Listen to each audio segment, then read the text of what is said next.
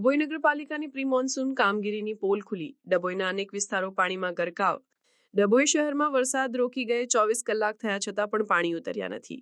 ડભોઈ નગરપાલિકાની pre monsoon કામગીરીની pole ખુલી ગઈ છે.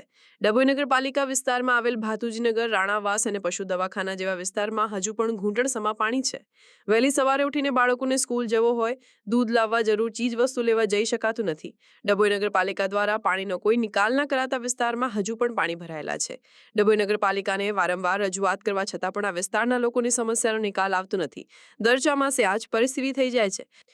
ઉપરવાસમાં જે વરસાદ પડેલ છે એમાં તમે પરિસ્થિતિ જોઈ રહ્યા છો કે લોકોના ઘરની અંદર, અમારા ઘરોની અંદર પાણી ભરાયેલ છે અને રોજિંદા જે જીવનની અંદર જીવન જરૂરિયાત વસ્તુ લેવા મૂકવા કે જવાની અંદર ખૂબ જ તકલીફ પડી રહી છે. આજે ઘૂંટણની ઉપર સુધી પાણી ભરાયેલ છે.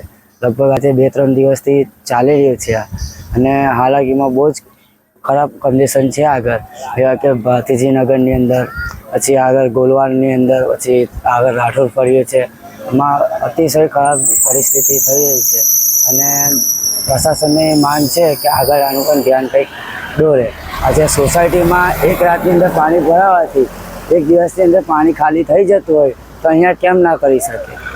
એટલે પ્રશાસન જોડે એક એવી માંગ છે કે તમે અહીંયા પણ એક ધ્યાન દોરો અને અહીંયા પણ કંઈક રસ્તો કાઢો. આજે પ્રી મોન્સૂન તમે આ શું કામગીરી કરી છે? કેટલું પાણી છે? લગભગ ઘૂંટણથી ઉપર. કઈ જગ્યા પર? આપણે ભાતીજીનગર છે, જે રાઠોડ ફળિયો છે, ગોલવાડનો ખારો છે અને હીરા ભાગોળ તળાવની બાજુમાં છે અને રોડથી ઘૂંટણ સુધી ઉપર આવી ગયો છે. કયો રૂટ? રોડ હીરા ભાગોળથી આપણે વઢવાણા તરફ જવાનું, નાવડી ભાગોળથી વઢવાણા તરફ જવાનું.